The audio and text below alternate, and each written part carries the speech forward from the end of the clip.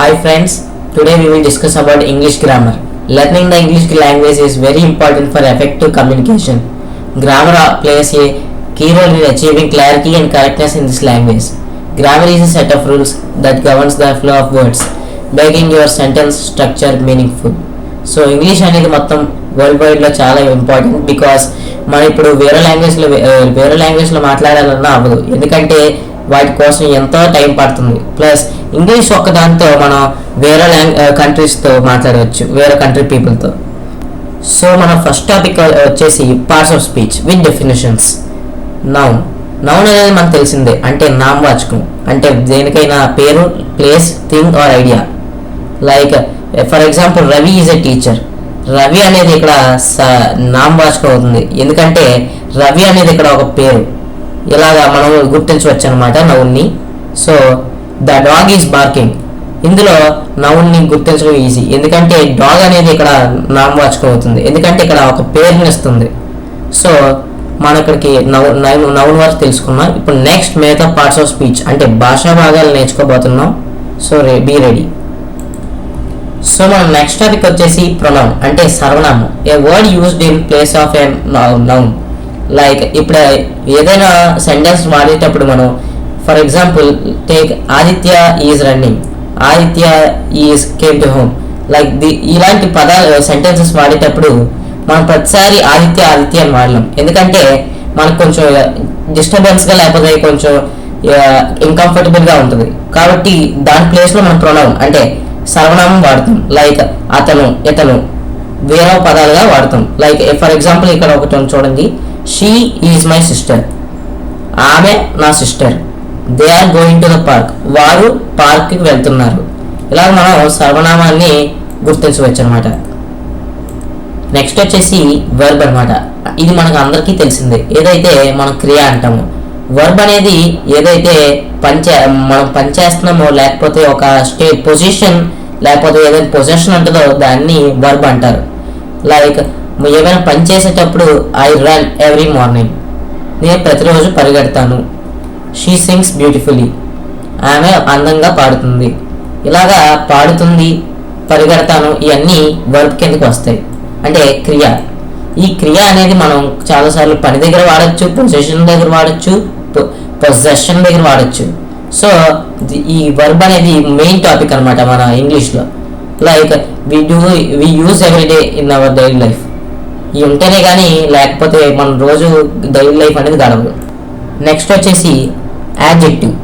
Adjective అంటే విశేషణం అంటే దేన్నైనా ఏదైనా వర్డ్ని, అదే నౌన్ని క్లారిఫై చేయడం, మాడిఫై చేయడం, ఇంకా దాన్ని డిస్క్రైబ్ చేయడం ఈ యాడ్జెక్టివ్ అన్నమాట. Like the sky is blue, sky అనేది నీలం రంగులో ఉంది, ఇందులో దాని గుణాన్ని చెప్తుంది. ఈ స్కై అనేది ఇక్కడ నౌన్ అవుతుంది, ఈ బ్లూ అనేది యాడ్జెక్టివ్ అవుతుంది. He is a clever boy, he clever అనేది ఇక్కడ యాడ్జెక్టివ్. ఆ బాయ్ని ఇక్కడ గుణాన్ని తెలిపేదే యాడ్జెక్టివ్. దీంతో మనం యాడ్జెక్టివ్ని ఈజీగా గుర్తించవచ్చు. నెక్స్ట్ వచ్చేసి యాడ్వర్బ్. ఈ పేరులో మనకు తెలుస్తుంది, దీన్నే క్రియా విశేషణం అంటారు.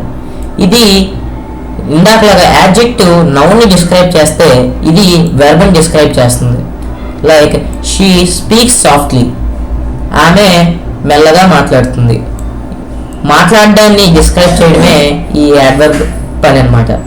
లైక్ ఈ స్పీక్స్ అనేది వర్బ్ కిందకు వస్తుంది, సాఫ్ట్లీ అనేది యాడ్వర్బ్.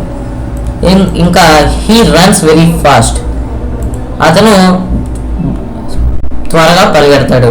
ఈ వెరీ అనేది ఇక్కడ మధ్యలో హెల్పింగ్ వర్బ్గా యాడ్ అయింది. ఈ రన్స్ అనేది వెర్బ్, ఫాస్ట్ అనేది ఇక్కడ యాడ్వర్బ్ అవుతుంది. సో మీకు అర్థమైంది అనుకుంటున్నాను. సో నెక్స్ట్ వచ్చేసి ప్రిపోజిషన్. దీన్నే మనం తెలుగులో విభక్తులు అని అంటాం. విభక్తులు అందరూ చదువుకునే ఉంటారు. ఇవి ఒక నౌన్ని, అదే నామవాచకాన్ని ఇంకా సర్వనామాన్ని కలుపుతాయి అన్నమాట. వీటి వల్ల మనకి వీటి మధ్యలో ఒక రిలేషన్షిప్ అనేది కనిపిస్తూ ఉంటుంది. Like the book is on the table, the book is on దాని పైన ఉంది అని తెలుస్తుంది. She is sitting under the tree కిందన అని ఉందని తెలుస్తుంది. ఇక్కడ ఇందులో మనకి షీ అనేది సర్వనామం, ఇక్కడ ట్రీ అనేది నామవాచకం అని మనకు తెలుస్తుంది ఇందాక చెప్పినట్లు. ఇంకా ఏమైనా డౌట్స్ ఉంటే మీరు కామెంట్స్లో చెప్పండి. నెక్స్ట్ వచ్చేసి కంజంక్షన్. వీటిని మనం తెలుగులో సముచయాలు అని అంటాం. ఇవి ఏం చేస్తాయంటే రెండు పదాలని, ఫ్రేజెస్ని, క్లాసెస్ అదే వేరు వేరు కలయికని కలిపే వాటిని కంజంక్షన్స్ అంటారు. ఇవి ఏం చేస్తాయంటే like I like apples and bananas. నాకు యాపిల్స్ ఇంకా బనానాస్ మరియు బనానాస్ ఇష్టం అని అంటారు. ఇందులో ఎండ్ అనేది కంజంక్షన్ లేదా సముచయం అవుతుంది. ఇది యాపిల్స్ని ఇంకా బనానాస్ని కలుపుతుంది.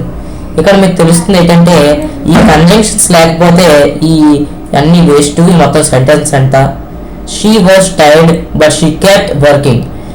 ఆమె అలిసిపోయింది కానీ అయినా కూడా పనిచేస్తుంది. ఇందులో కానీ అదే బట్ అనేది సముచయం అవుతుంది. వీటి వల్లే మనం ఒక సెంటెన్స్ ఫామ్ చేయగలం, లేదంటే సెంటెన్స్ అనేది ఫార్మ్ అవ్వదు. ఈ కంజంక్షన్స్లోనే 2 టైప్స్ ఉంటాయి. సబార్డినేటింగ్ కంజంక్షన్స్ అని, కోఆర్డినేటింగ్ కంజంక్షన్స్ అని. ఇవన్నీ నెక్స్ట్ వీడియోలో చెప్పుకుందాం.